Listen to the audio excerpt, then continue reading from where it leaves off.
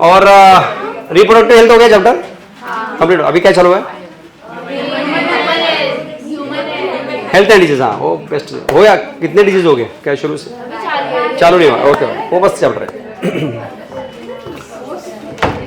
उसमें कुछ नहीं, 10 डिजीज है और फिर ये क्या इम्यूनिटी और ड्रग्स वगैरह ये पार्ट है। खत्म। चलो अपना यही मेन चैप्टर है। देखो खोलो निकालो सब लोग। लास्ट पॉइंट देखो क्या क्या हुआ है जरा अच्छे से। हाँ जो डायग्राम हुआ था ना खाली क्या क्या हुआ इसमें देखो।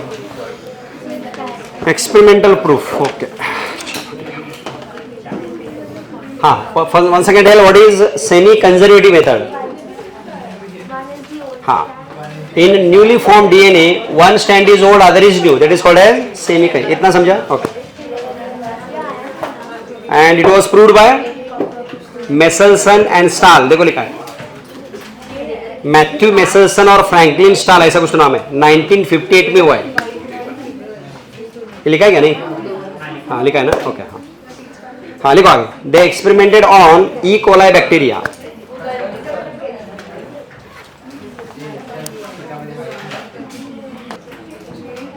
हाँ नाइट्रोजन का एटॉमिक मास नंबर क्या है? नाइट्रोजन एटॉमिक मास नंबर अरे बोलो आओगे तो बोलो सब लोग पक्का? नहीं nitrogen only N N only 14। तो आपको उसके आइसोटोप्स कौन से होते हैं नाइट्रोजन के? N15 रेडियो एक्टिव होता है कि non radio active? Non radio active तो हेवी आइसोटोप। और ये वाला 14 वाला लाइट आइसोटोप। लिखो लिखो नाइट्रोजन हैज हाँ nitrogen has isotopes. Nitrogen has isotopes like N14 and N15। और कौन सा होता है क्या? आई थिंक मुझे पता नहीं। आई थिंक दो ही है isotopes like N14 and N15।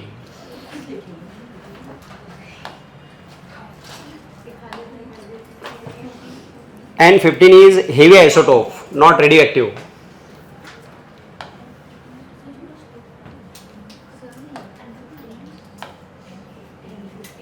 N15 is heavy isotope but not radioactive.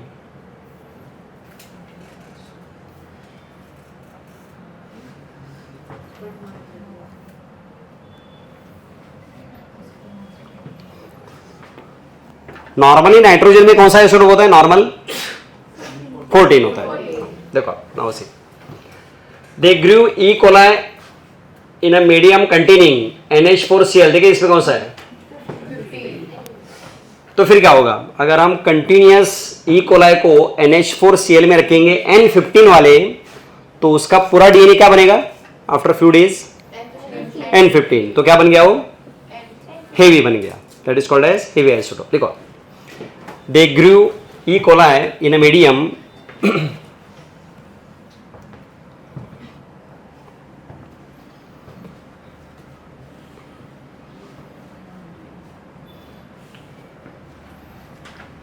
they grew E. coli in a medium containing NH4Cl। उसमें N15 लिखना है आपको।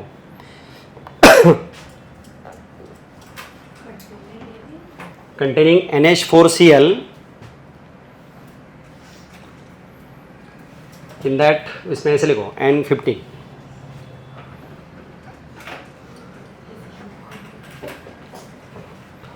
तो अब बैक्टीरिया का डीएनए कौन सा बन गया? N15। और यही उन्होंने सिलेक्ट किया। मैं वही कलर यूज करता हूँ अभी। देखिए डायग्राम में आप लोग क्या ड्रॉ किया है। These are 2 DNA strands. एक साइड में लिखा है N15 और यहाँ भी है N15। देखो बराबर है कि नहीं? सीधा फर्स्ट डायग्राम देखो अभी ड्रॉ किया ना सबने। देखो फर्स्ट डायग्राम देखा सबने? हाँ क्या लिखा उसमें देखिए N15 डीएनए। तो यही N15 है। ये समझा यहां तक? अब इस डीएनए को या इस बैक्टीरिया को उन्होंने रखा N14 में। क्या होगा आगे? N14 में रखा फिर क्या होगा? ये दोनों सेपरेट होंगे तो वन स्टैंड क्या रहेगा? नहीं वन स्टैंड यहाँ N15 तो रहेगा ही। ये भी क्या रहेगा? और रखा है कहाँ, किसके अंदर? तो दूसरा स्टैंड करेगा।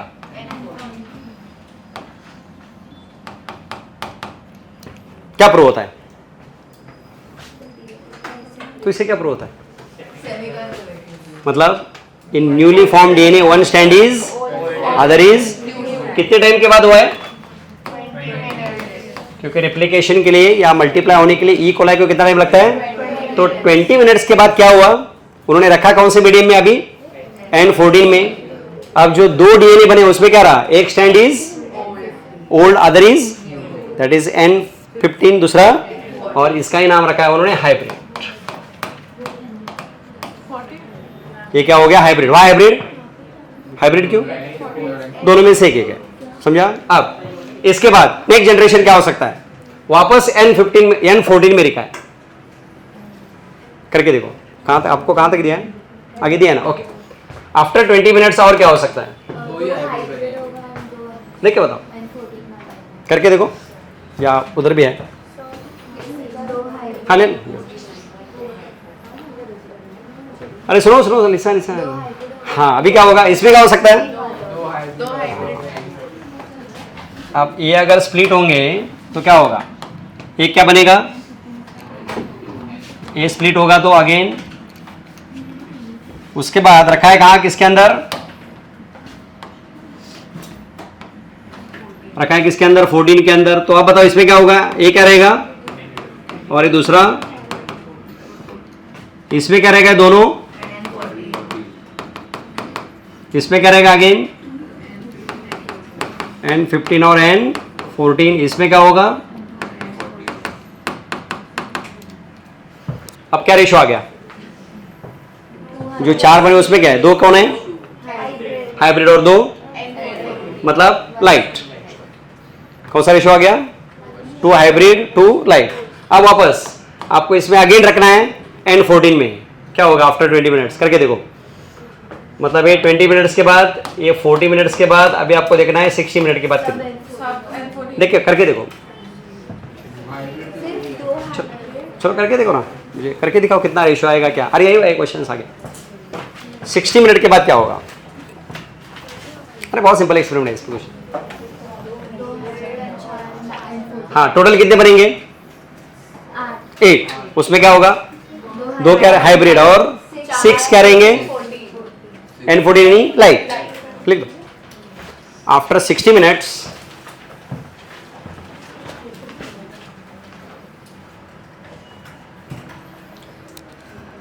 आफ्टर 40 मिनट्स तक तो आपने ड्रॉ किया ना, देखो डायग्राम में। After 60 minutes they will produce 2 hybrid DNA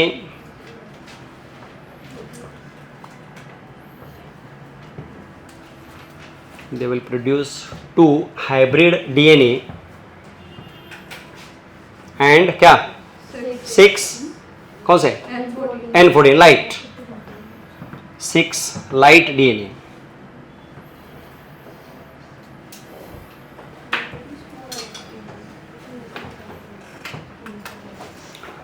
What will happen after 80 minutes? बोलो तो कितने बनेंगे टोटल? 10। अरे 8 से कितने बनेंगे? 16। उसमें क्या रहेगा रेशो? 2 हाइब्रिड 14 लाइट। देखो आफ्टर 80 मिनट्स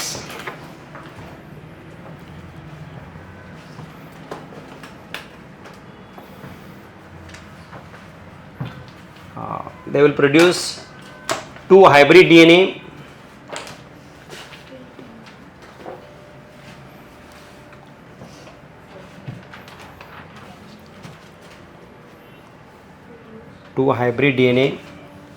and कितने 14 light DNA।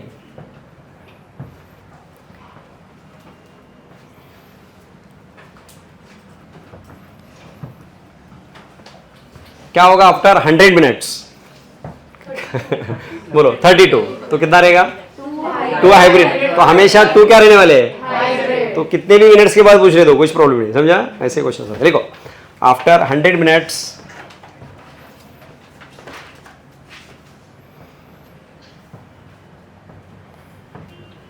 they will produce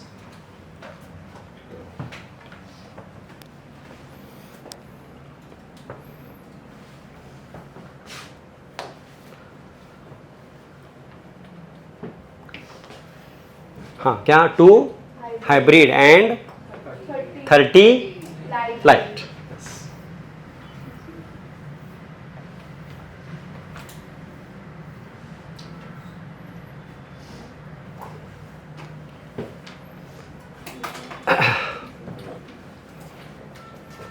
तो ये देखिए डीएनए पहले कौन सा था N, दोनों स्टैंड.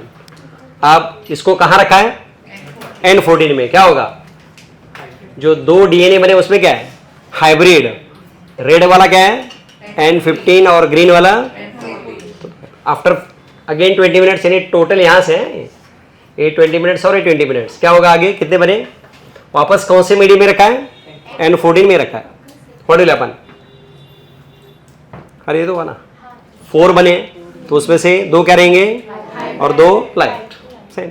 अब इनको अगर हम सेंट्रीफ्यूगेशन करेंगे तो इसमें से बॉटम पे कौन आएगा हेवी यानी ये वाला. अब ये क्या रहेंगे ये कहाँ मिलेंगे हमें मिडल में. क्यों यस हाइब्रिड है. और ये जो 4 बने अभी इसको हम सेंट्रीफ्यूगेशन करेंगे तो कहाँ मिलेंगे टॉप पे क्या बनेंगे और मिडल में ये तो. अब आप इसके आगे वाला करेंगे तो क्या होगा 8 बनेंगे तो क्या हुआ है इसके बाद 4 के बाद 8 बने ना तो क्या हुआ 2 और बाकी 6. तो ये वैसे मिलेंगे कैसे 2 कहाँ मिलेंगे मिडल में और ऊपर लाइट कितने मिलेंगे 6. ऊपर द टेक्स्ट बुक निकालो और पढ़ लो. अरे कुछ समझा सबको.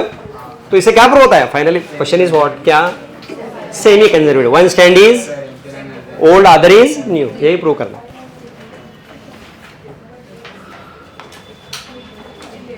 ओपन द बुक और पढ़ना शुरू करो डायरेक्टली लाइन वाइज. खाली इसमें एक ही पॉइंट है सुनो जी. ये देखो सेंट्रीफिकेशन करने के लिए ये यूज करते हैं मतलब है CaCl सेजियम क्लोराइड. नाम सुना है क्या सेजियम क्लोराइड मालूम नहीं. हाँ तो इसमें सेंट्रीफिकेशन करते हैं इतना खाली याद रखो. Open the text book and read your self और पढ़ लो. कोई डाउट है तो पूछो. यही क्वेश्चन पूछा था ये देखो after 80 minutes what will happen. अरे ये तो लिखा हमने क्या होता है कितने लाइट कितने हाइब्रिड 2 हाइब्रिड एंड 14. उसके बाद वाला अलग है वो डिफरेंट पॉइंट है. यहां तक हो गया. Similar experiment was perform by देखिए कौन है Taylor and colleagues in on the plant called Vicia faba that is faba beans and they used ये देखिए क्या हुआ होगा जरा सोच के बताइए. थाइमिडीन मतलब thymine simply you can take it thymine. क्या क्या होगा ऑलरेडी. अरे बहुत ईजी है. सेम मतलब क्या अभी नॉर्मल डीएनए लिया है रेप्लिकेशन के टाइम जो थाइमिन डाला होगा कौन सा था रेडियो एक्टिव. क्या होगा फिर जो नया स्टैंड बनेगा उसमें क्या रहेगा एक नॉर्मल थाइमिन दूसरा. तो इससे क्या प्रूव हो गया सेम ही कंजर्वेटिव में था. लिख दो similar experiment was perform bye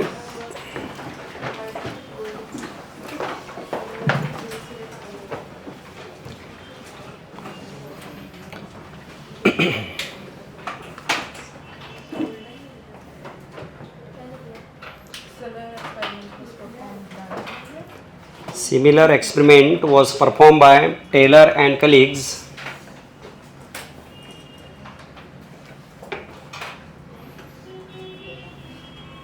in 1958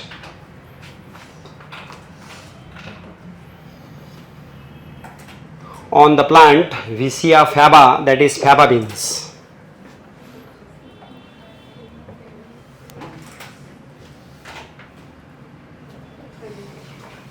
On the plant Vicia faba that is faba beans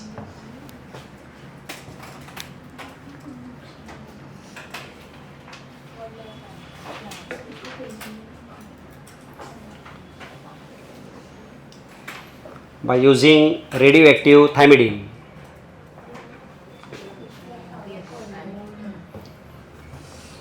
Using radioactive thymidine.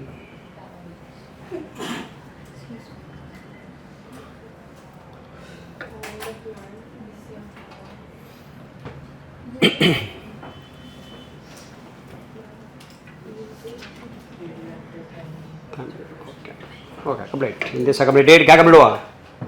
DNA replication. Ask any question up to here. फिर आगे चलते हैं.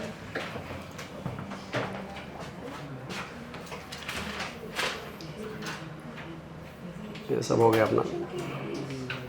ये सब हुआ ना रेप्लिकेशन, एंजाइम्स वगैरह सब हुआ है ना. हाँ चलो नेक्स्ट पॉइंट लिखो अभी. ये ट्रांसक्रिप्शन. पहले बताइए व्हाट इज सेंट्रल डॉगमा. बोलो सब. DNA produces mRNA, that is called, and mRNA responsible for protein, that is called. तो उसमें से फर्स्ट हम क्या पढ़ रहे हैं? ट्रांसक्रिप्शन.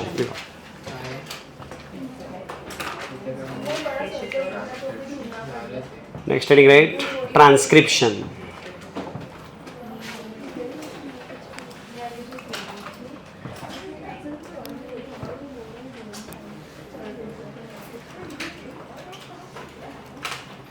और सिंपल डेफिनेशन देखिए क्या लिखा है. Process of copying genetic information from one strand of DNA into is called as, in other words DNA produces RNA, that is called transcription. Right. The process of, वही लिखे चलेगा.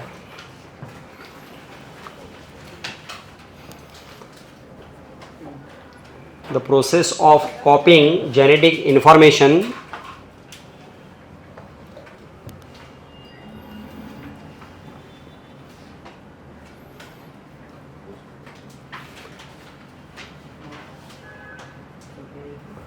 genetic information from one strand of DNA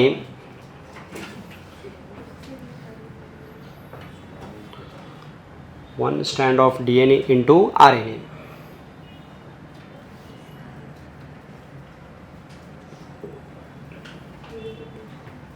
is called transcription.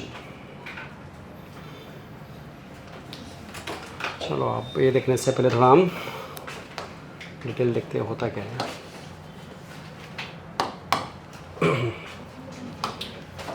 Okay बताइए insulin कहाँ बनता है? Pancreas में किधर? Beta cell. याद रखना सबको. Suppose this is a beta cell. ये कौन सी सेल है? Beta cell. तो इसके अंदर न्यूक्लियस होगा कि नहीं? होगा ना. सेल है तो क्या है? Nucleus present. ओके. और न्यूक्लियस के अंदर क्या प्रेजेंट होता है? DNA. अब मैं एक साइड लिखता हूँ एक लेटर पे ऐसे. पढ़ो क्या लिखा मैंने? TACCC वगैरह देखा. इसके अपोजिट स्टैंड में क्या रहेगा? A T. ये तो समझा. नाउ यार 3 लेटर्ड, इसे जो 3 लेटर है इसको बोलते हैं कोडोजेन. क्या बोलते हैं उसको? कोडोजेन. लिखो. राइट. अब ट्रांसक्रिप्शन का एक्सप्लेनेशन बाद में देखेंगे, पहले हम बेसिक सीख लेते हैं. लिखो कोडोजेन. लिखे कोडोजेन. अभी ध्यान दो थोड़ा. कोडोजेन.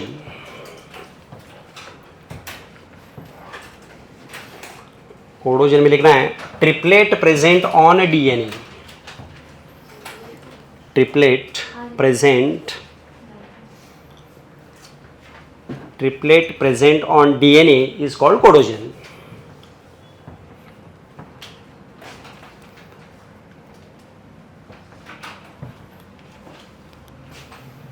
तो यहाँ एग्जाम्पल क्या रहेगा? कौन है कोडोजेन? TAC. दूसरा कौन है? CCC. लिखो example TAC, CCC etcetera.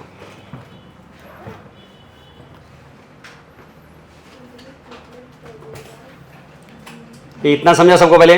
Okay. अब देखते हैं. Now this strand produces mRNA. यही स्ट्रैंड बनाता है mRNA. कौन बनाता है? दूसरा mRNA बनाता है. राइट. तो बताओ mRNA के ऊपर कौन से लेटर आएंगे? बोलो सब लोग. A. राइट. T रहता है क्या RNA के ऊपर? तो टी के बदले क्या रहेगा? यू। फिर सही है। तो डीएनए ने क्या बनाया? MRNA. This process is called transcription, बराबर। तो DNA produces mRNA is called as, लेकिन इसके ऊपर जो 3 लेटर होते हैं उसको बोलते हैं, कोई तो बोल रहा था अभी, codon. So what is codon? Triplet present on mRNA या आरएनए, हम यहां देख रहे हैं एमआरएनए, लिखो राइट। अब लिखो डेफिनेशन कोडॉन। कोडॉन को दूसरा नाम है जेनेटिक कोड बोलते हैं, याद रखना, सब बराबर है, बहुत इंपॉर्टेंट है। कोडॉन का दूसरा नाम क्या है? Genetic code.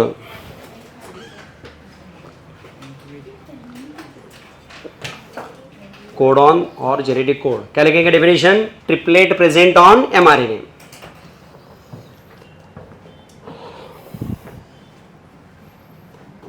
Triplet present on mRNA.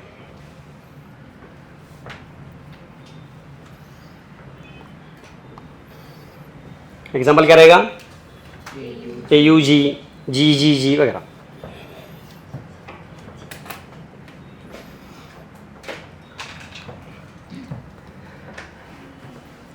अब तो एमआरएनए बना किधर?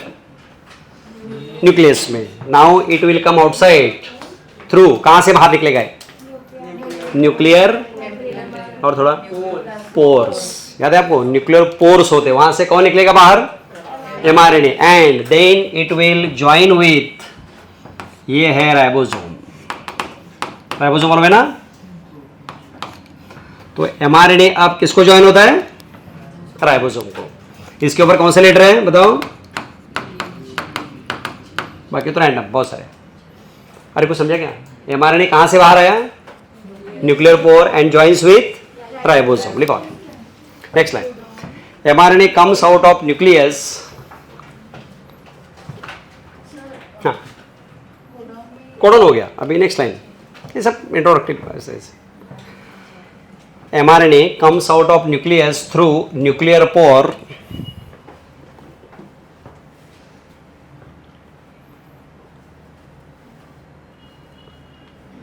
and joins with ribosome.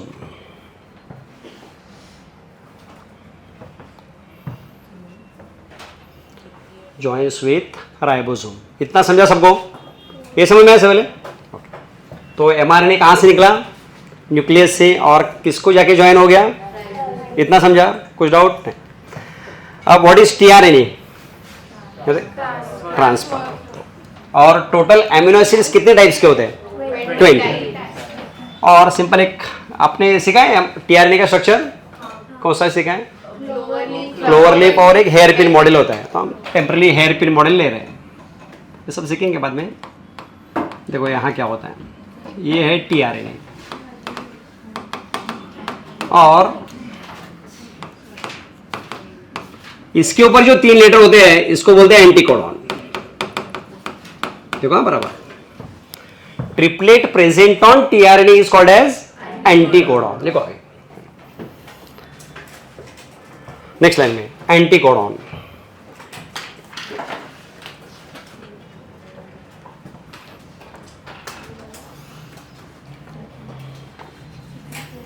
Anticodon triplet present on tRNA.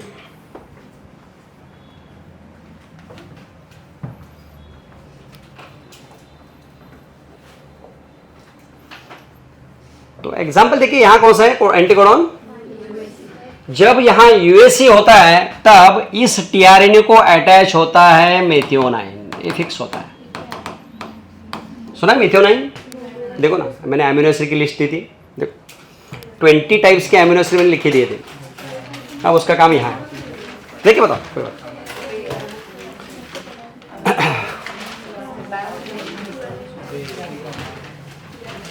देखो नहीं है ना, ठीक है कोई बात नहीं। अगर एक तो फिर एक एमिनो एसिड का नाम क्या है?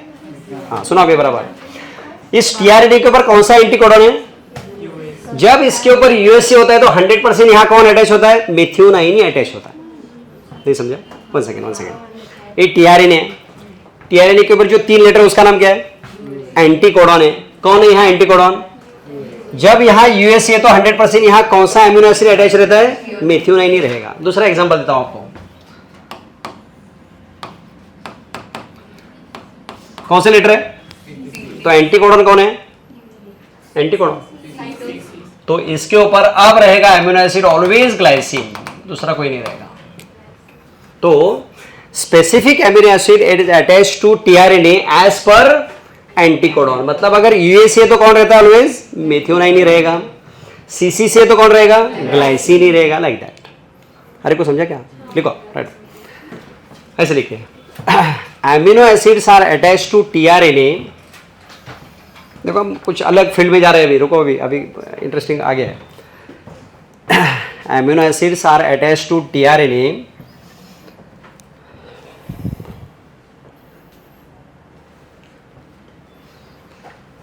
as per anticodon,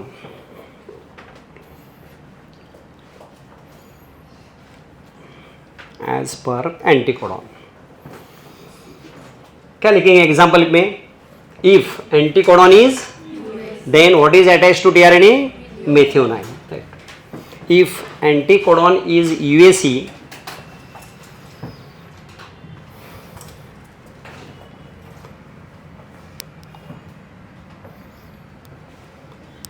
तो एक बार रिपीट करेंगे कोई बात। If anticodon is UAC then amino acid methionine is attached to that tRNA.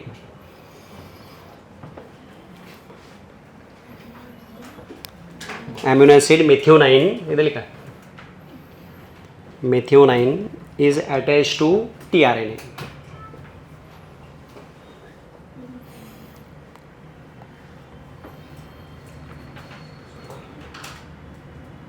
दूसरा एग्जांपल क्या लिखेंगे? If anticodon is CCC then glycine is attached to tRNA.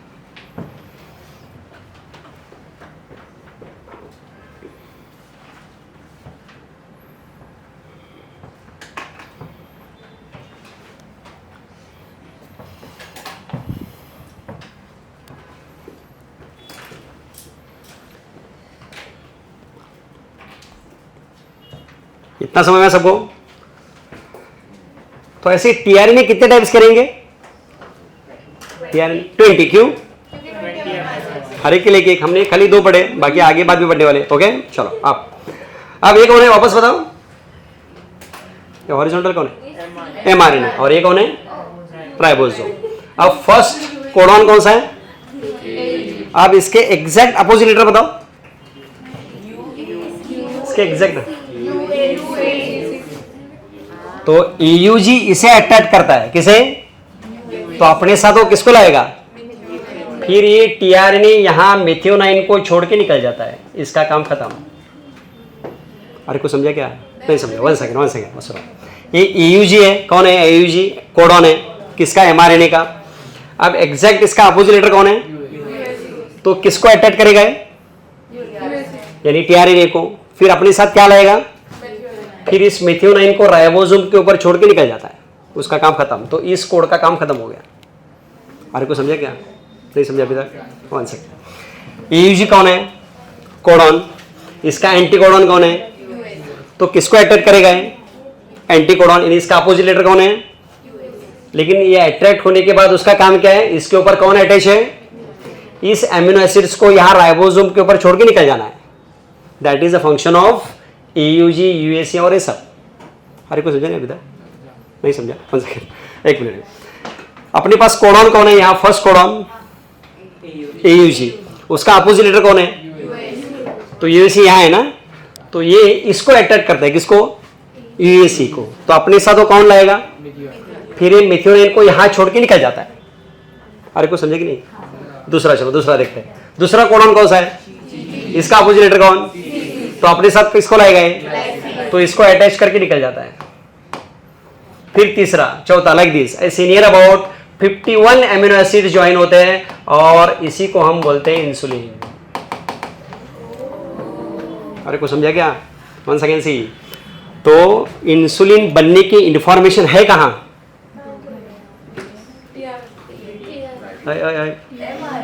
अरे क्या चल रहा है?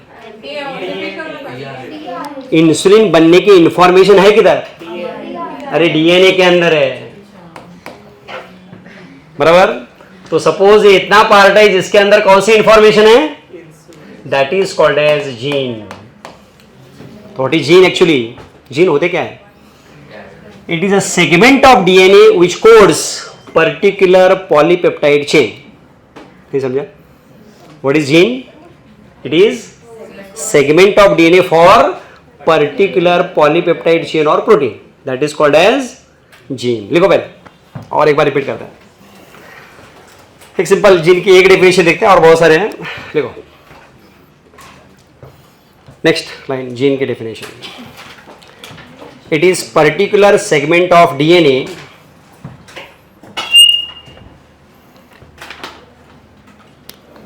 चलो और एक बार रिपीट करते हैं। It is particular segment of DNA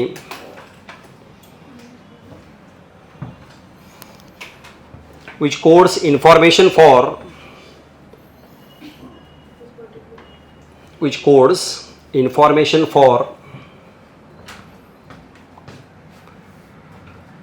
particular polypeptide chain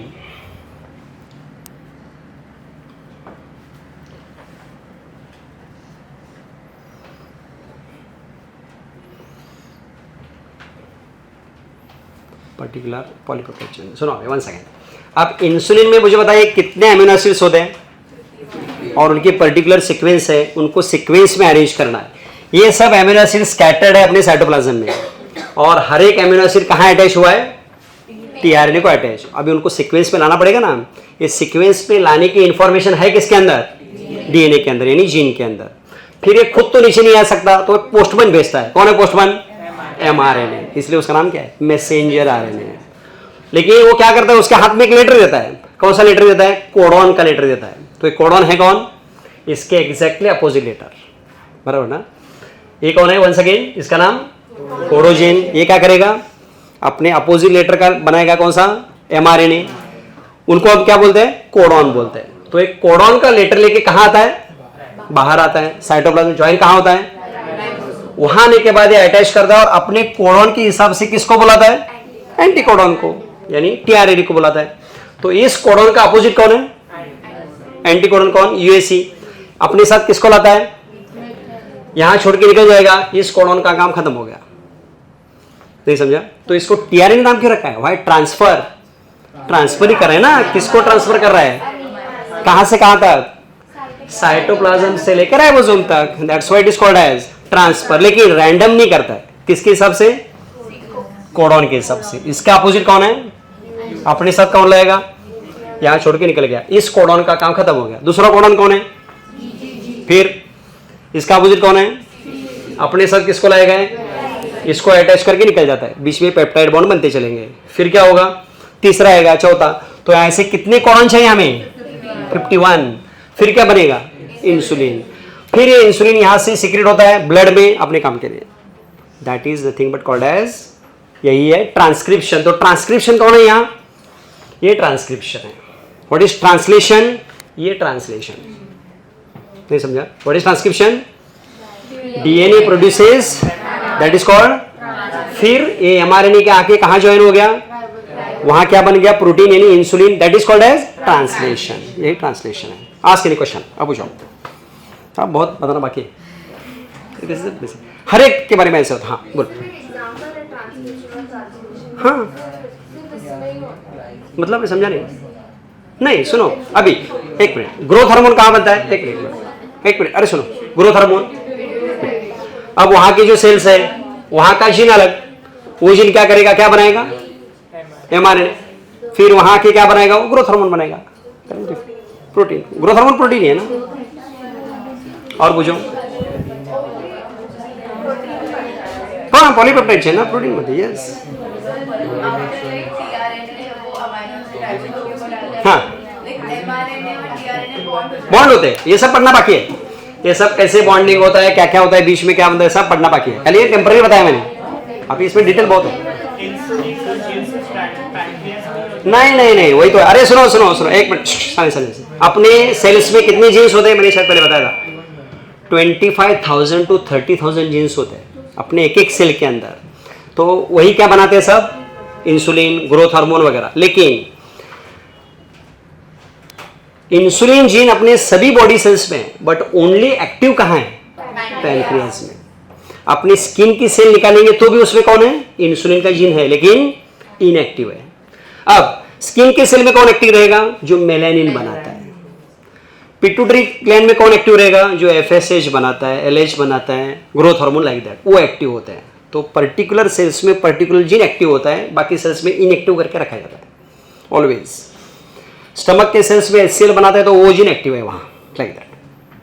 अरे कोई समझ रहा है सबको? तो अपने सभी सेल्स में सभी जीन्स हैं, लेकिन पर्टिकुलर सेल्स में एक्टिव होते हैं, बाकी सेल्स में उनको इनएक्टिव किया जाता है। जैसे तो पैनक्रियास का जो बीटा सेल है उसमें खाली क्या बनेगा? इंसुलिन। अल्फा सेल है तो क्या बनेगा? ग्लूकागॉन बनेगा, लाइक दैट। ऐसे डिपेंडेंट। पूछो, आज के लिए क्वेश्चन। तो इनएक्टिव कैसे? मिथाइलेशन, उसको बोलते हैं मिथाइलेशन। मतलब उसको एक मिथाइल ग्रुप अटैच करेंगे, वो जीन इनएक्टिव हो जाता है, वही होता है। तो इसमें बाकी जीन्स को कौन अटैच हो गया? Methyl group. वैसे ही बाकी जीन्स इनएक्टिव हो गए। तो यहाँ क्या नहीं बनेगा? ना एफएसएच बनेगा, ना जीएच वगैरह बनेगा, खाली कौन बनेगा? इधर इंसुलिन बनेगा, बीटा सेल है। तो हाँ सीखने में पूछो। चलो अभी अगली पॉइंट की तरफ जाते हैं। तो कौन है इधर? क्या लिखा है? उसकी जगह इमेजिन करो एसीटी हो गया, क्या होगा?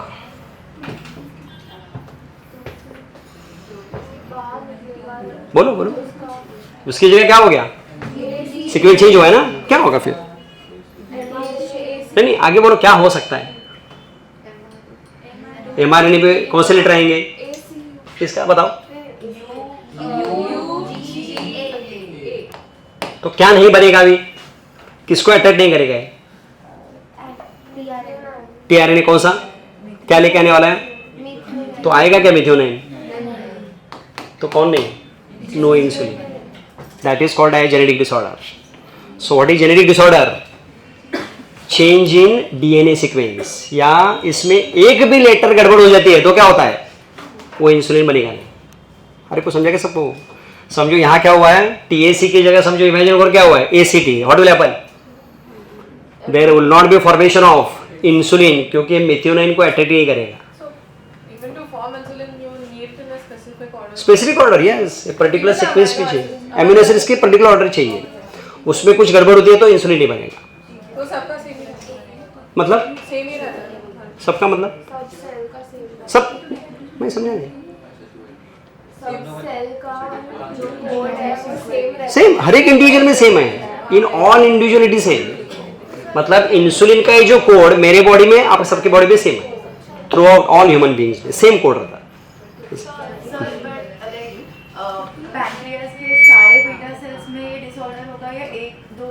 डिपेंड है अभी वो, अगर जेनेटिक है तो सब में होगा। जेनेटिक अगर है इट इज इन ऑल, तो इंसुलिन बनेगा। उसको हम क्या बोलते हैं? IDDM, insulin dependent diabetes mellitus, जो 55 से होता है उसमें ये होता है। वो इंसुलिन देना पड़ेगा। वो that is because of other factor. For example pancreatitis हो गया, इन्फेक्शन हो गया तो डैमेज हो गया, सेल ही खत्म हो गया, डेथ। हाँ तो थोड़ा और रहता ना, इसलिए तो टैबलेट के ऊपर चलता है ना। वो नॉन इंसुलिन डिपेंडेंट बोलते हैं उसको, एनआईडीडीएम। तो ये जो जेनेटिक डिसऑर्डर कौन सी है? कंप्लीट इंसुलिन बनेगा ही नहीं, it is called IDDM, insulin dependent बोलते हैं। इमेजिन करो यही डिसऑर्डर अगर ग्रोथ हार्मोन में होगी तो क्या होगा? ग्रोथ हार्मोन नहीं बनेगा, तो वो डॉर्फिज्म होगा। यही है, दीज आर जेनेटिक डिसऑर्डर्स। क्या होता है? सीक्वेंस चेंज हो गया। बताओ इसका एग्जांपल आपने सीखा है? नहीं, दूसरा हमने जो पर्टिकुलर ये देख के सीखा है। अरे रुको जरा, ध्यान दो बराबर। अरे ध्यान, हाँ निकालो अभी, सिकल सेल एनीमिया निकालो, अभी बताऊंगा। लिखो, निकालो।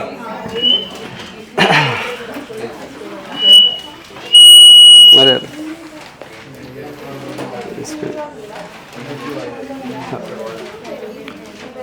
अभी आप लोग निकालो सिकल सेल एनीमिया, अभी बहुत कुछ क्लियर हो जाएगा। यही रहेगा। एक टेक्स्ट बुक है क्या तुम्हारे पास? एक ही है। आप सुनो लिसन, पेज नंबर देखो सब लोग, 74।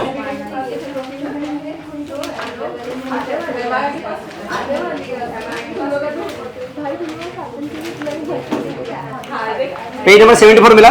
हाँ, आप बताओ क्या लिखा है? अरे ध्यान दो, लिसन। यही हम देख रहे हैं अभी CR, यही देखेंगे। अब बताओ क्या हुआ इधर, यही DNA की सीक्वेंस, मैं ऐसे लिखता हूं चलेगा। देखो पहले कौन लिखा है, देखो डायग्राम में GAG अपोजिट क्या रहेगा, बोलो सब सही है। तो इसको क्या बोलेंगे आप लोग, CTC को क्या बोलेंगे, कोडोजन। अब ये CTC क्या बनाएगा, अब ये एग्जांपल लेते हैं, कोडॉन कौन सा, G, देखो अभी टेक्स्ट बुक में, अब यही है। फिर GAG किसे कोड करेगा, किसको कोड करेगा, तो अपने साथ किसको लाएगा, देखो जरा, ग्लूटामिक एसिड। तो इसका अपोजिट भी लिखता हूं चलेगा, CUC लाएगा किसको, ग्लूटामिक एसिड को। ये समझ में क्या देखो डायग्राम बन सके, आप यहाँ क्लियर हो जाएगा। वापस एक बार, GAG का अपोजिट क्या रहेगा, तो CTC क्या बना रहा है, तो GAG कौन है, कोडॉन mRNA। इसका अपोजिट क्या रहेगा, एंटी कोडॉन, किसको लाएगा ये, देखो। अब किसमें चेंज हुआ है, डायग्राम देख के बताओ।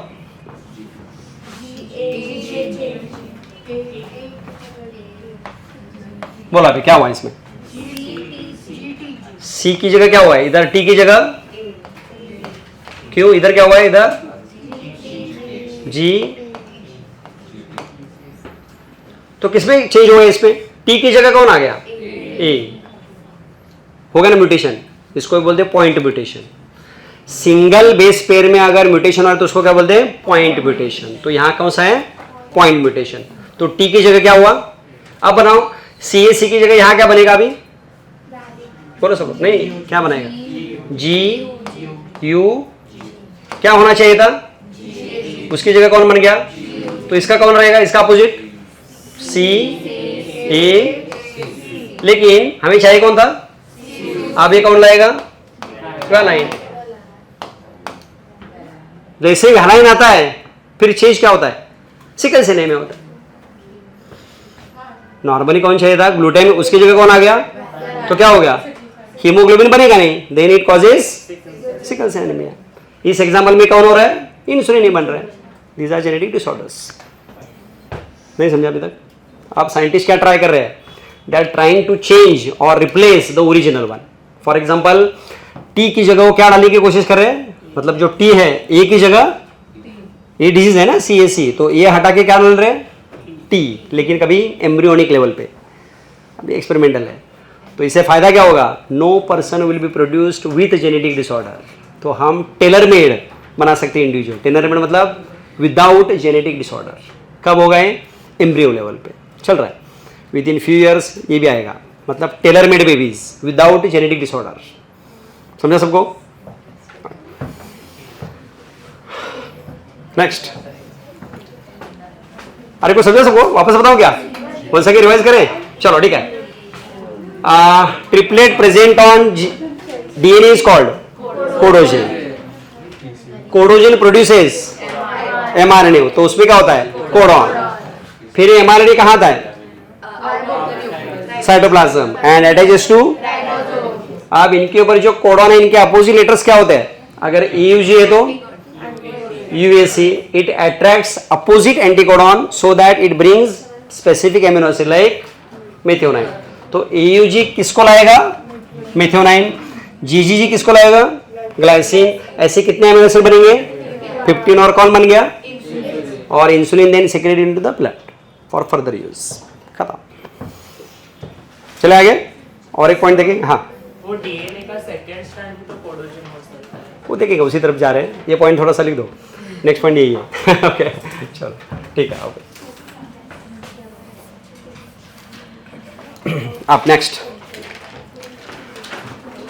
बोलो, बैक्टीरिया का स्ट्रक्चर कैसे होता है, व्हाट इज बैक्टीरिया। ये कौन है, आउटर सेल एनवलप, उसके अंदर ये कौन होता है, DNA, circular double standard DNA। उसको दूसरा नाम क्या है, न्यूक्लियोइड बोलते हैं, याद है कि नहीं, नहीं मालूम, अरे FL2 है नहीं, अच्छा ओके ओके, न्यूक्लियोइड पहली बार सुने ऐसे, अच्छा ठीक है। और उसके बाद एक कौन है, plasmid. What is plasmid? Extra chromosomal DNA, वो भी सर्कुलर DNA होता है। ओके अब सुनो अभी क्या करते हैं साइंटिस्ट, लिसन लिसन लिसन एक मिनट। अब हम ऐसे करते हैं, तो इतना पार्ट क्या बना रहा है, कौन सा प्रोटीन बना रहा है, मतलब ये इंसुलिन जीन है। तो हम करते क्या है, ये जो इंसुलिन जीन है we cut from the cell and introduce here inside this plasmid.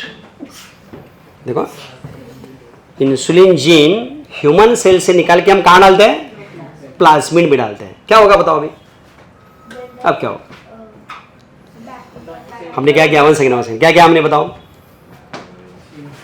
Insulin का जीन ह्यूमन सेल से निकाल के कहां डाला है, प्लाज्मिड में। क्या होगा, रेप्लिकेशन होगा, उसके साथ होगा ना सब, ट्रांसक्रिप्शन होगा, ट्रांसलेशन, और क्या बनेगा, इंसुलिन। तो बैक्टीरिया क्या बनाएगा अभी, इंसुलिन बनाएगा। इस बैक्टीरिया को हम अब कल्चर करते हैं, बिलियंस ऑफ बैक्टीरिया बनाते हैं। अब सब क्या बनाएंगे, that insulin is separated and given to the patient. अब हमें जो इंसुलिन मिलता है मेडिकल स्टोर्स में ऐसे ही बनता है। This is called as biotechnology या जेनेटिक इंजीनियरिंग, यही है। So what is biotechnology, particular gene is separated from human cell and introduced into the bacteria. So bacteria will produce that particular. अगर हमें समझो ऑक्सीटोसिन चाहिए, what is ऑक्सीटोसिन, कब देते हैं हम, पार्चुरेशन के टाइम। तो बनाएंगे कैसे इंजेक्शंस, सेम ऑक्सीटोसिन का जीन हम कहाँ डालेंगे, प्लाज्मिड। तो बैक्टीरिया क्या बनाएगा, सेपरेट करेंगे। ग्रोथ हार्मोन इंजेक्शन कैसे बनाएंगे, हाँ हाँ हाँ, कौन सा, ऑक्सीटोसिन नहीं, ऑक्सीटोसिन थोड़ी स्टेरॉइड है, नहीं गलत, प्रोटीन हार्मोन है, प्रोजेस्टेरोन एस्ट्रोजन वो अलग। आगे अगर हमें ग्रोथ हार्मोन चाहिए तो क्या करेंगे हम, ग्रोथ हार्मोन का जीन निकालेंगे, कहाँ डालेंगे, bacteria will produce. So we can produce any enzyme और hormone by using bacteria in the laboratory, और सभी हार्मोन्स हमें अवेलेबल है। चले आगे, ये कुछ केस करना है तो करो, नहीं तो आगे चलते हैं। स्टेरॉइड का बताता हूँ, स्टेरॉइड की तरफ जा रहा है, वो सब जा रहे हैं। ये पहले करो, नहीं ये अगर ड्रॉ वगैरह करना है या लिखना है या रहेगा, ये सब आगे बहुत इंपॉर्टेंट है। नहीं यही मैंने बोला ऑलरेडी, अभी मतलब ये स्केच वगैरह करना है तो करो, अदरवाइज चल ठीक है, फिर नहीं तो छोड़ दो, चलेगा फिर आगे चलेगा। रुक, अरे करना है तो करो, नहीं सेपरेट करो क्या, ड्रॉ सेपरेट हो, चलो कोई बात, हाँ नीट कोई बात नहीं, अच्छा हाँ नीट, रिपीट नीट, चलो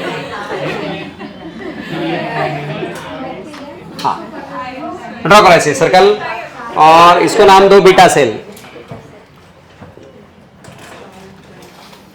बिग सर्कल ड्रॉ करो ऐसे, और इसको लिखना है बीटा सेल।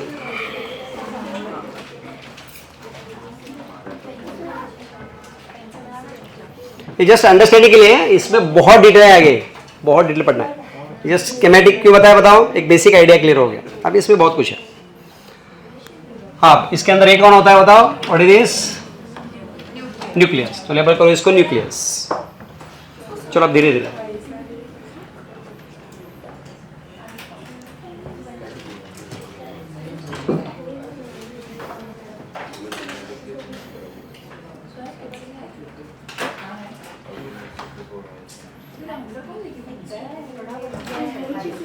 न्यूक्लियस। ओके अब न्यूक्लियस में वही लेटर लेते हैं सिंपल अंडरस्टैंडिंग के लिए। कौन से लिए थे मैंने बताओ, TACCCC। तो इधर क्या रहेगा अपोजिट, AT लाइक दिस, लिख दो ऐसे।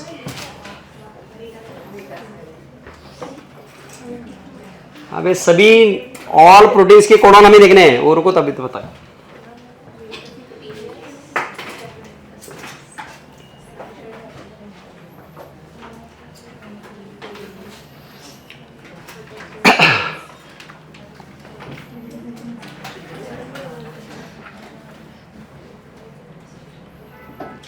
तो ये TAC वगैरह क्या होता है, कौन है TAC, कोडोजेन, यस।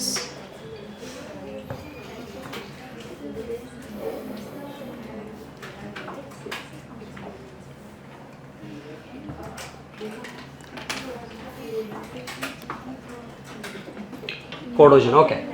अब ये स्टैंड बनाता है, किसको बनाता है, किसको बनाता है, mRNA। तो ये हमने ड्रॉ किया है mRNA। और mRNA के ऊपर कौन सा लेटर्स है, मैं इधर लिखता हूँ इस साइड में, बोलो इसके अपोजिट, ए यू, फिर बोलो जी। तो ये जो साइड में मैंने ड्रॉ किया है वो mRNA। लिखो क्या mRNA करके इधर, क्या याद रहेगा, mRNA लिखो इसको क्या, अच्छा ठीक है, mRNA।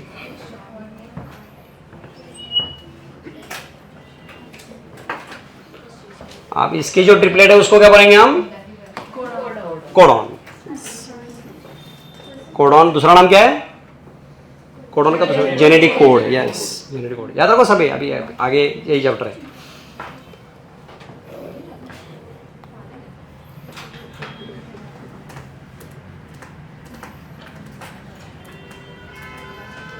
ठीक है, अब ये निकल गया बाहर, और आगे किसको ज्वाइन हो गया, राइबोसोम।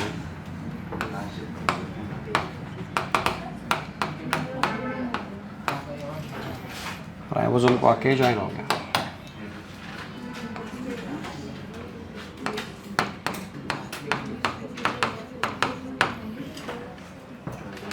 हमने 2 ही लिखे, टोटल 51 होते हैं, वो सब आपको सिलेबस में नहीं है।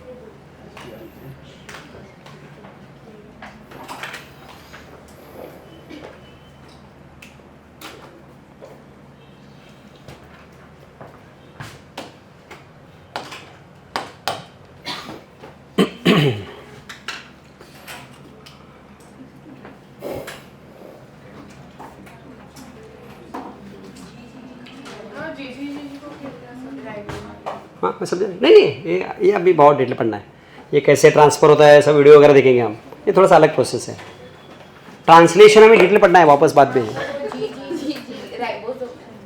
नहीं नहीं नहीं नहीं, ये ब्लैक इज राइबोसोम, ये जो पूरा है कौन है, mRNA, इसके ऊपर ही लेटर्स है, नहीं समझा, अरे सुनो सुनो, ये पूरा जो रेड कलर का है वो कौन है, mRNA, उसके लेटर्स है, और जो ब्लैक दिखा है वो कौन है, दैट इज राइबोसोम। ठीक है, अभी वही tRNA ड्रॉ करते हैं। सपोज ये tRNA है, कौन से लेटर इसमें बताओ पहले,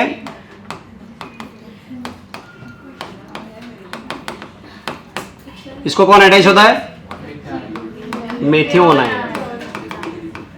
लिख दो, यूएसए अगर है तो मेथिओनाइन।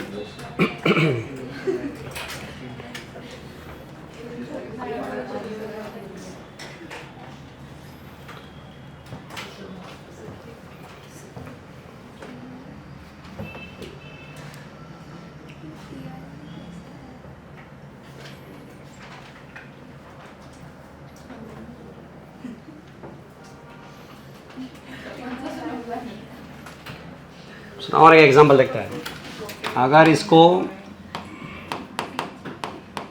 तो यहाँ कौन अटैच रहेगा, ग्लाइसिन, सी है तो ग्लाइसिन।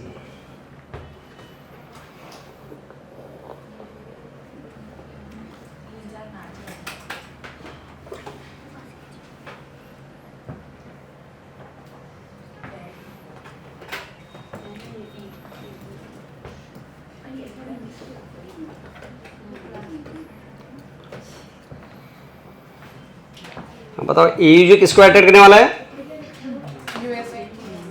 ए किसको अटैक करने वाला है, तो अपने साथ एक कौन लेके आएंगे, इधर रहेगा मेथिओनाइन, इधर रहेगा ग्लाइसिन।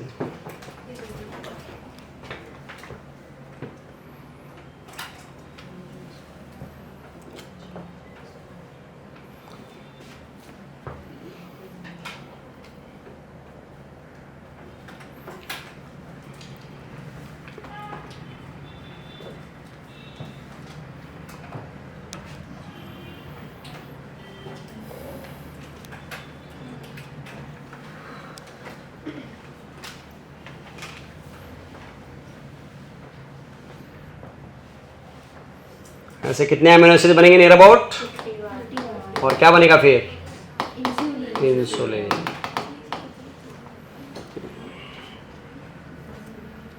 Produce insulin.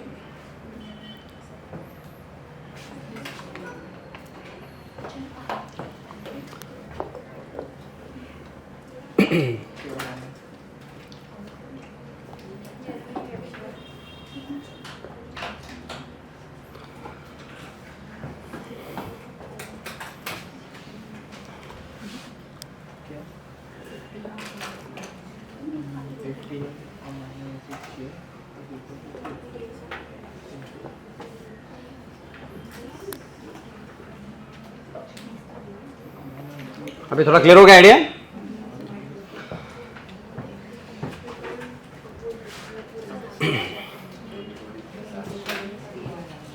हाँ वापस थोड़ा बेसिक और हम जो प्रोटीन्स लेते हैं डाइट में, तो उसका डाइजेशन होके क्या बनेगा बताओ, एमिनो एसिड्स। कहाँ बनेंगे, इंटेस्टाइन। फिर वो कहाँ जाएंगे एमिनो एसिड्स, ब्लड, और ब्लड से कहाँ जाएंगे, सभी सेल्स में जाएंगे, और आके कहाँ अटैच होंगे, टीआरएनए को। यही काम होता है। अरे को समझे क्या, हम जो प्रोटीन्स लेते हैं उसका क्या होता है आगे, इंटेस्टाइन में क्या होगा, एमिनो एसिड्स बनेंगे, वो एब्सॉर्ब होके कहाँ आएंगे, ब्लड, ब्लड से कहाँ जाएंगे, ऑल सेल्स, और attach to tRNA as per anticodon. इनके एंटीकोडॉन के हिसाब से इसको लेको लिखना है, तो ये एंटीकोडॉन,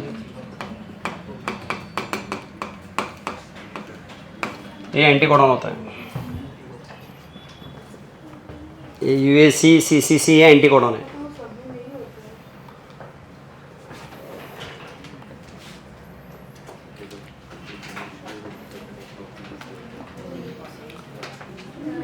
चलो और एक बार फिर, ये सब एमिनो एसिड्स कहाँ हैं, कहाँ है एमिनो एसिड्स, टीआरएनए को अटैच है, नहीं साइटोप्लाज्म में स्कैटर्ड है। अब इनको पर्टिकुलर सीक्वेंस में अरेंज करना है, उसकी इंफॉर्मेशन है किधर, डीएनए के अंदर। That part is called gene. तो ये जीन क्या करेगा, किसको बनाएगा, एमआरएनए को। इस प्रोसेस को हम क्या बोलते हैं, फिर एमआरएनए के हाथ में एक लेटर है, कौन सा लेटर है, कोडॉन का लेटर है। वो लेटर लेके कहाँ आएगा, उसका एक स्टॉप है कौन, राइबोसोम। यहां आने के बाद वो किसको अटैच होगा, राइबोसोम। फिर ये कोडॉन के हिसाब से किसको अटैच करेगा, उसके अपोजिट लेटर यानी एंटीकोडॉन को। तो ये किसको अटैच करने वाला है, एंटीकोडॉन। तो किसको लाएगा, यहाँ छोड़ के निकल गया, इस कोडॉन का काम खत्म। अब दूसरा कोडॉन कौन है, उसका अपोजिट किसको लाएगा, हो गया। तीसरा आएगा, चौथा, हालांकि तीसरा, ऐसे कितने आएंगे, 51 होने के बाद ये प्रोसेस बंद होती है, ये यहाँ से निकल जाता है ब्लड में। सिंपल। ऐसे हर एक हार्मोन और एंजाइम में ऐसे होता है। अभी हमने देखा सिकल सेल एनीमिया, याद रहेगा ना सबको, उसमें कोडोजेन, कोडॉन लिखना है तेरे को डायग्राम में। कोडोजेन कौन है, कोडॉन कौन है, और एंटीकोडॉन कौन है, वो डायग्राम में अपना कौन सा, सिकल सेल वाला। When you say that a gene is a particular segment of DNA that codes information for पर codogen is only one gene. The codogen is only the gene. हाँ, ऐसे बहुत सारे कोडोजेन से जीन बनता है। अभी समझो ये कोडोजेन हो गया दूसरा, तो ऐसे कितने लगेंगे कोडोजेन, 51, तो उसको जीन बोलेंगे। तो यहाँ 51 कोडोजेन को हम क्या बोलेंगे, जीन बोलेंगे ऐसे। अब आप वो डायग्राम निकालो ना, कौन सा, सिकल सेल एनीमिया, और उसमें लिखो कोडॉन कौन सा है, कोडोजेन कौन सा है, एंटीकोडॉन कौन सा है, लिख दो जरा उधर, तो परफेक्ट हो जाएगा। नहीं समझता तो मैं लिखता हूँ।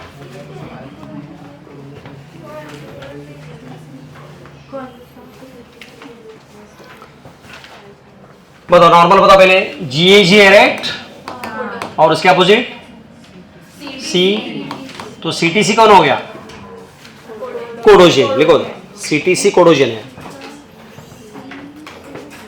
और लिखो बराबर, तभी याद रहेगा ये। अरे को समझा नहीं अभी तक, सीटीसी कौन है, कोडोजेन। तो ये डीएनए हो गया। फिर इसने किसको बनाया बताओ, इसका अपोजिट क्या रहेगा, तो ये कौन है, कोडॉन है, एमआरएनए कोडॉन। फिर उधर नहीं लिखा है, अब जीएजी का एंटीकोडॉन क्या रहेगा, सी, लिख दो उधर, नहीं लिखा है तो परफेक्ट हो जाएगा। उसका एंटीकोडॉन लिखो सीयूसी, सेम यही प्रोसेस है।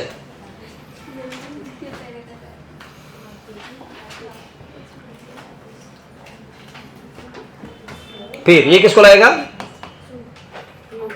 ग्लूटेनिक एसिड। अरे सेम इसी फॉर्मेट में ये लिखा है मैंने, नहीं समझा अभी तक? अरे ये सबको समझा क्या? 1 सेकेंड। सीटीसी कौन है? कोडोजिन। ये कौन है? कोडॉन। ये किसको लाएगा? सेम, ठीक है, बराबर। ये नॉर्मल प्रोसेस। फिर अपना हीमोग्लोबिन नॉर्मल,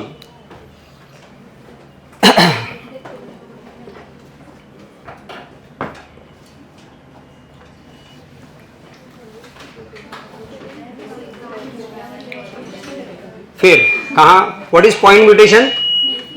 पॉइंट म्यूटेशन क्या होता है?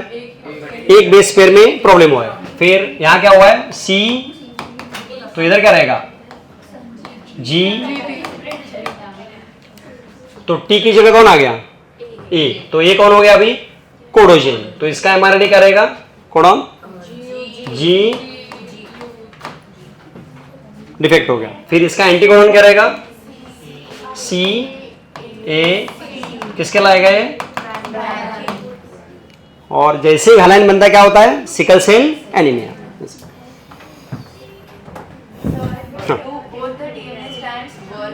नहीं, उसके वो किसी ने पूछा था अभी, दोनों डीएनए के स्टैंड का पूछा था ना अभी, 1-2 मिनट में उसी तरफ जा रहे हैं। दोनों का अभी पढ़ेंगे हम। ये समझ में क्या? बताओ, हमने सिकल सेल में अब इस फॉर्मेट में बिठाया है उसको, लाइक दिस।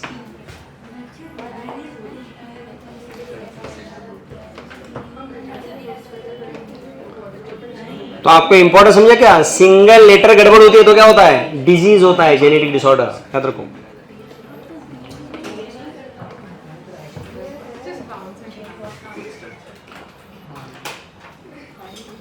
चलो थोड़ा सा रुकते हैं, 2 मिनट और शुरू करते हैं, ओके? तो जेनेटिक डिफेक्ट हो जाएगा, ओके? ओके, बताओ इसमें कोई डाउट है क्या? बताओ पहले, आज के क्वेश्चन। चलो फिर आपके क्वेश्चन की तरफ जाते हैं। चलो ठीक है, अब हमने देखा एक ही स्टैंड एमआरएनए बना रहा है, करेक्ट है? अरे कोई समझे क्या? इसमें से यही स्टैंड बना रहा है ना, दूसरा नहीं बना रहा है। अगर समझो दोनों स्टैंड, अरे सुनो, अरे साले, दोनों स्टैंड अगर एमआरएनए बनाएंगे तो क्या होगा? इमेजिन करके बताओ। एक मिनट लिसन। डीएनए के कितने स्टैंड्स होते हैं? उसमें से एक ही स्टैंड क्या बना रहा है? दूसरा नहीं बना रहा है। अगर दोनों बनाते तो क्या होता? बोलो सब लोग, क्या होता? 2 एमआरएनए बनते and they will join and will form dsRNA and there will not be process of translation. अरे को समझा? 1 second. What is transcription? 1 second tell. Formation of mRNA from 1 strand of DNA. So only 1 strand takes part in the formation of mRNA, not the other strand. अगर दोनों stand mRNA बनाए तो क्या होगा? ये भी एमआरएनए बना रहा है, ये भी बना रहे, तो क्या होगा? 2 एमआरएनए बनेंगे और दोनों ज्वाइन होके डीएसआरएनए। फिर क्या नहीं होगा आगे? No translation. लिखो नेक्स्ट लाइन में।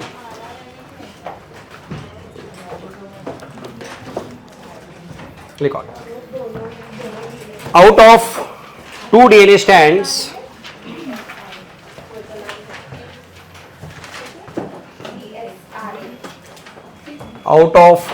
DNA strands, only 1 strand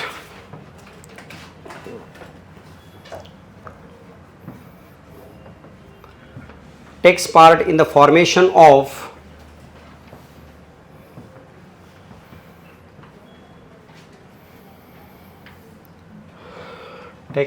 the formation of mRNA.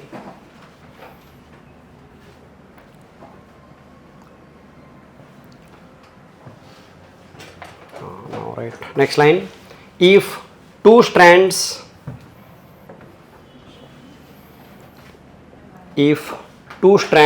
take part in the formation of mRNA,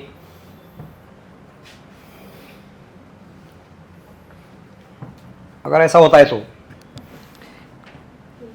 take part in the formation of mRNA, बताओ क्या होगा? What will happen?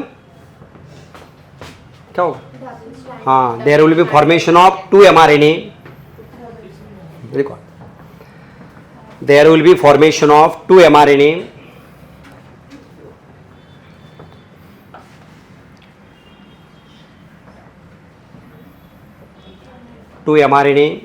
they will join and form dsRNA. They will join and form dsRNA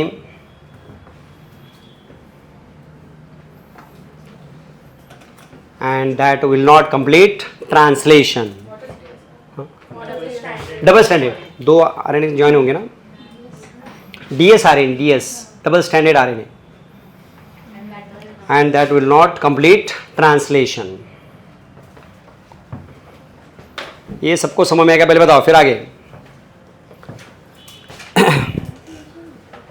अरे को समझा सबको? once again, normally क्या होता है, only 1 strand of DNA takes part in the formation of mRNA, ये समझा? अगर दोनों बनाएंगे तो क्या होगा, 2 एमआरएनए, फिर वो ज्वाइन होकर क्या बनेगा, डीएस, और उससे क्या नहीं होगा, no translation. First thing. Second क्या हो सकता है, इमेजिन करो, सेकंड रीजन, 2 एमआरएनए बनेंगे तो क्या हो सकता है, यस, अगर दोनों स्टैंड 2 एमआरएनए बनाएंगे तो क्या होगा, 2 क्या बनेंगे, 2 डिफरेंट प्रोटीन्स बनेंगे, और the process will complicate because एक जीन 2 प्रोटीन बना रहा है, that will create the problem, that's why always 1 mRNA is produced. लिखो आगे, सेकेंड रीजन। नेक्स्ट लिखो, if 2 DNA strands perform transcription,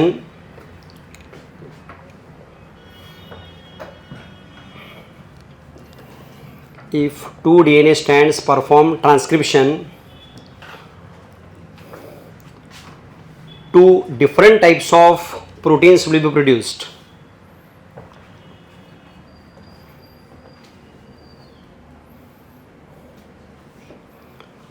2 different types of proteins will be produced.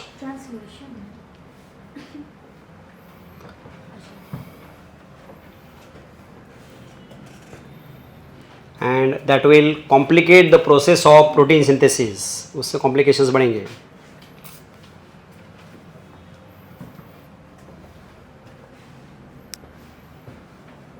That will complicate the process of protein synthesis.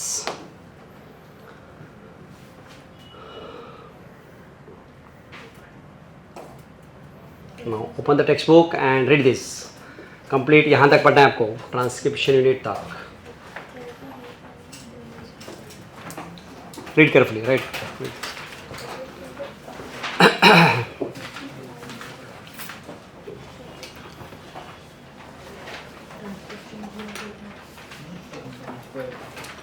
ये दोनों para पढ़ना है आपको.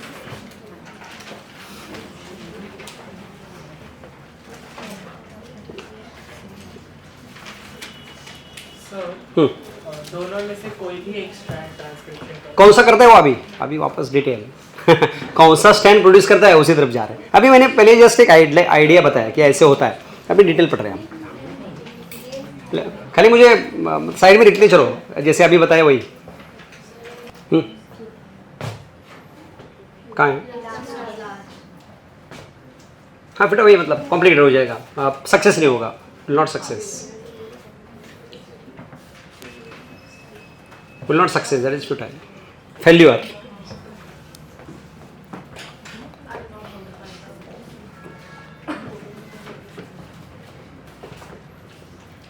कुछ doubt है सेंटेंस में कोई?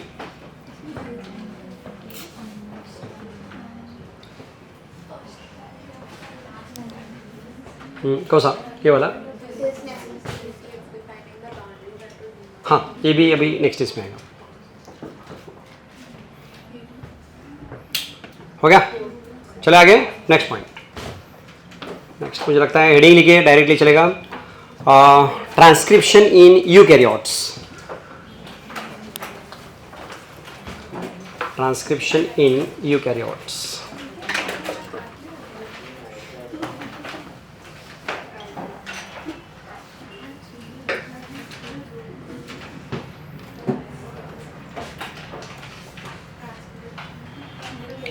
यूकैरियोट्स मतलब ह्यूमन सेल. डायग्राम देखो आप टेक्स्ट बुक में डायग्राम में देखिए नेक्स्ट पेज नंबर किधर गया इसको क्या हुआ? हाँ, draw this diagram. Page number देखो तुम 94 तुम्हारी बुक में देखो क्या पेज नंबर है। हाँ, ये डायग्राम ड्रॉ करना है, ये बोर्ड में भी आता है।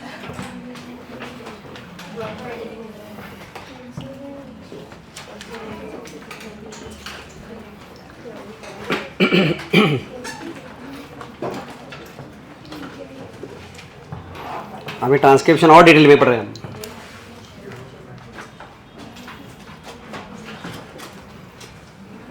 थोड़ा कलर वगैरह है तो यूज करो, ये क्या ब्लू और पिंक रेड दिखाई जो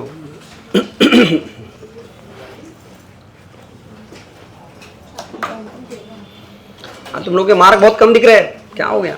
हो सर डिफिकल्ट थोड़े पेपर। हाँ अभी तो नहीं 500 प्लस तो कोई नहीं है, हाईएस्ट 430 है अभी तक खाली, बाकी तो 250 300 इसी रेंज में है।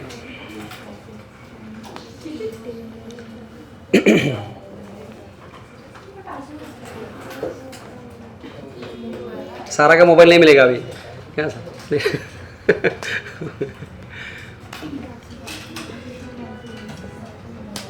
मतलब किसमें, बायो में कम होगी कि बाकी सब्जेक्ट में? फिजिक्स की पता नहीं है।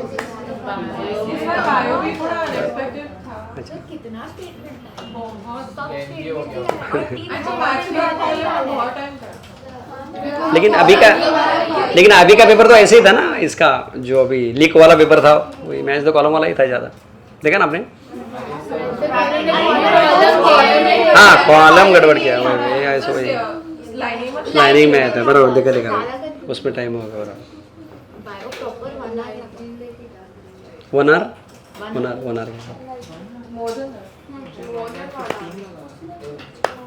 वन आवर के अंदर होना चाहिए, तभी तो यूज़ कर सकते हैं आगे फिजिक्स के लिए।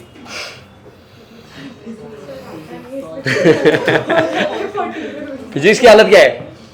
बुरी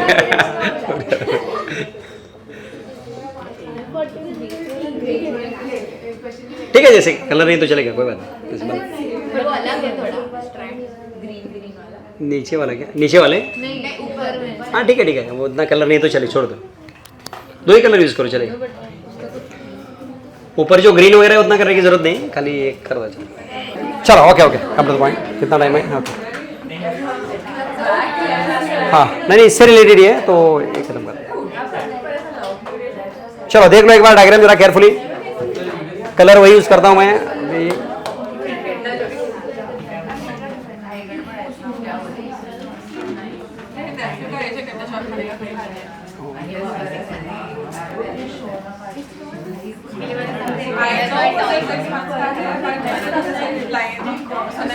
दूसरा कलर कौन सा है? उधर डायग्राम में ब्लू।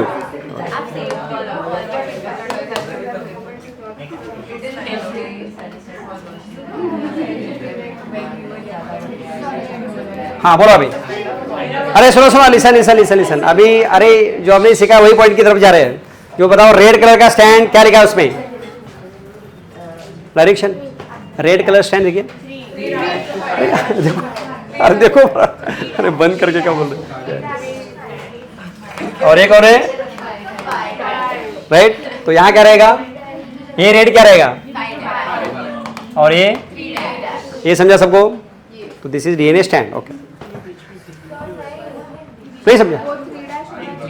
नहीं ऐसे कैसे, अब उसके आगे मुझे जाना पड़ेगा। सुनो ये जो रेड है जहाँ एंड होगा वही क्या रहेगा?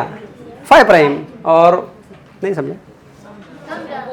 एंडिंग हम कम किधर भी कर सकते हैं, लेकिन नहीं वो रुको, ग्रीन छोड़ दो, ग्रीन का कोई मतलब नहीं, वो ऐसे कुछ तो हुआ। यहाँ तक समझा?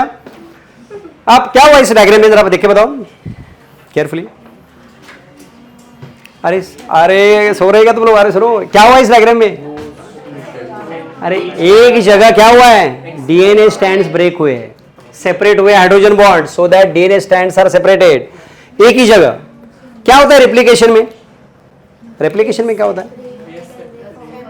अरे एंटायर डीएनए सेपरेट होता है, लेकिन यहाँ क्या हो रहा है, पर्टिकुलर पार्ट में सेपरेट हो रहा है। पर्टिकुलर पार्ट कौन सा रहेगा, जीन रहेगा। फॉर एग्जाम्पल समझो ये इंसुलिन जीन वाला पार्ट है, तो वही क्या हुआ है, सेपरेट हुआ है। इतना समझा, नहीं समझा अभी तक?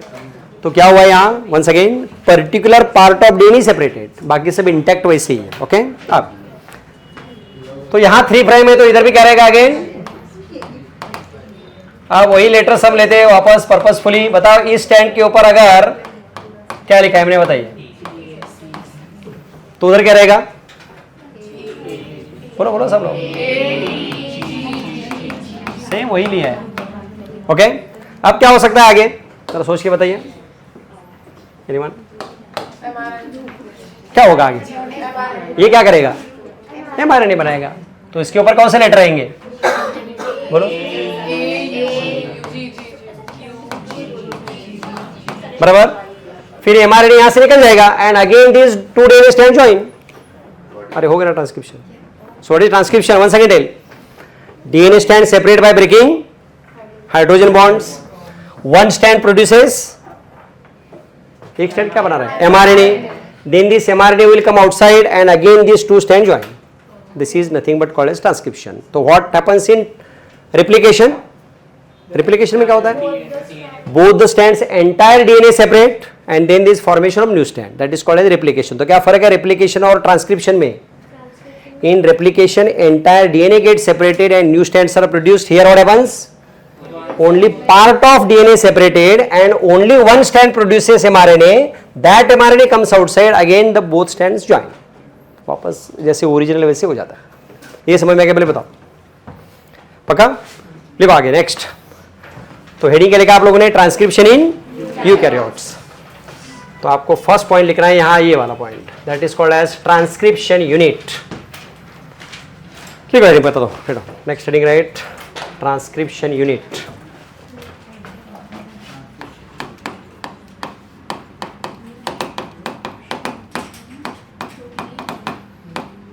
और इसके 3 पार्ट होते हैं, लिखो एक एक। First is promoter, second structural gene और थर्ड होता है टर्मिनेटर। लिखो, transcription unit is made up of promoter, structural gene and terminator. Okay, सबसे पहले वहां लिखिए, राइट डाउन, प्रमोटर भी लिखिए। The enzyme required for transcription is, the enzyme required for transcription is, enzyme required for transcription is, मुझे पहले जरा बताइए रेप्लिकेशन के लिए कौन सा मेन एंजाइम लगता है, मेन एंजाइम जो प्रोसेस कंप्लीट करता है, मेन एग्जाम डीएनए पॉलीमरेज। क्या था डीएनए पॉलीमरेज, उसका पूरा नाम क्या था, हाँ, तो यहाँ कौन सा लगता है, लिखो, enzyme required for transcription is, write down, बराबर, पढ़ के आया होगा, लिखो आगे, डीएनए डिपेंडेंट, लिखो। अरे थोड़ा अलर्ट रहेगा यार, तो लोग अभी नींद में रहते हैं तो मजा नहीं आता है फिर। चलो लिखो, नेक्स्ट लिखो, DNA dependent RNA polymerase, DNA dependent RNA polymerase.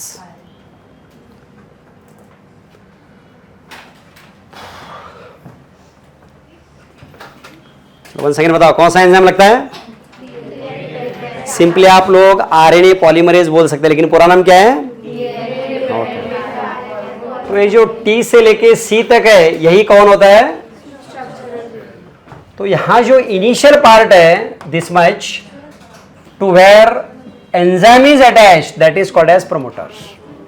So what is promoter, देखो once again, it is a small part of DNA which provides binding site for enzyme RNA polymerase. अरे को समझा कि नहीं, वन सेकेंड, ये T से लेके सी तक कौन है, स्ट्रक्चरल जीन है। तो इसके पहले वाला जो डीएनए का पार्ट है वो क्या कर रहा है, किसके लिए साइट दे रहा है, किसको ज्वाइन होने के लिए, प्रमोटर नहीं, एंजाइम को ज्वाइन होने के लिए, that part is called as promoter. तो व्हाट इज प्रमोटर, जहां कौन बाइंड हो रहा है, एंजाइम। लिखो प्रमोटर में, लिखो the part of DNA, the part of DNA which provides a binding site for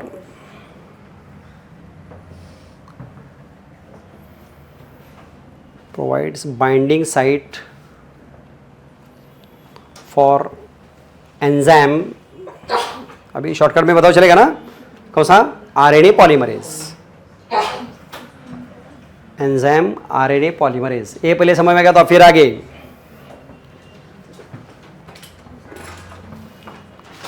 तो once again what is promoter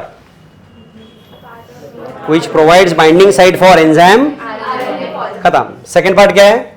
structural gene.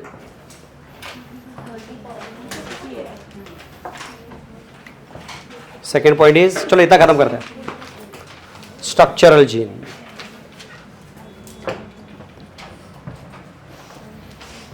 हाँ, अब तुम्हारा आंसर कौन सा बनाता है? देखो ये जो स्टैंड है it is called as template strand, और इसको बोलते हैं coding stand.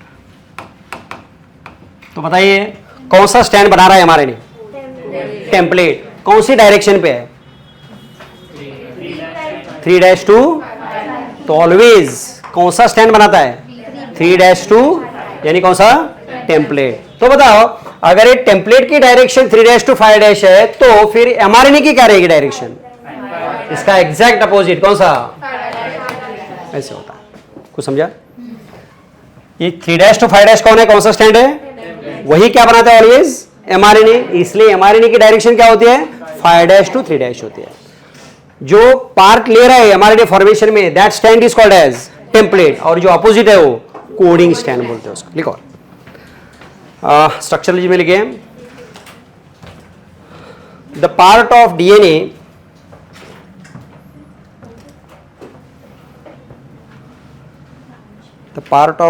which actually takes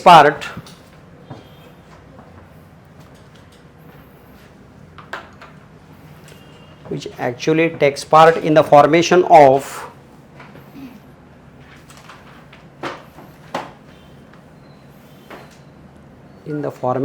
mRNA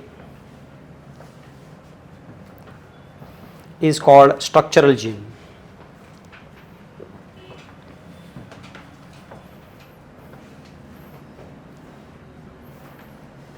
समझा आपको? हाँ, अब लिखो इसमें DNA stand separate, next line में DNA stands separate and produce two strands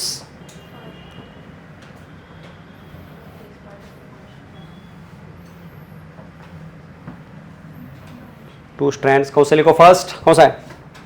template strand.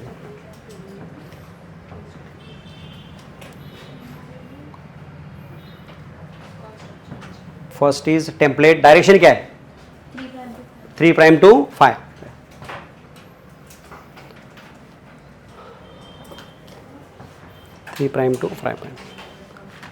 और लिखे आगे, इसमें लिखो आगे टेम्पलेट स्टैंड में क्या लिखना है? It produces, actually red actually this strand produces mRNA.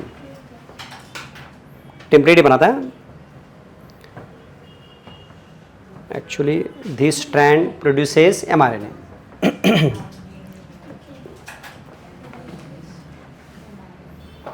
तो व्हाट इज सेकेंड स्टैंड?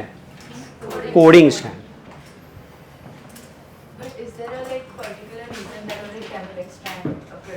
क्या रीजन रहेगा बताओ?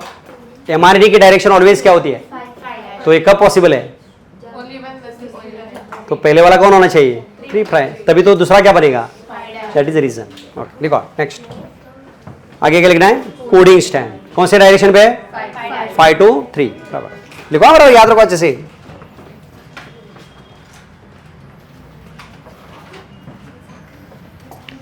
And it does not take part in the formation of, अरे क्या?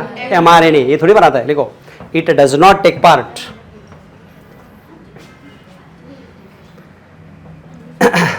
it does not take part in the formation of mRNA.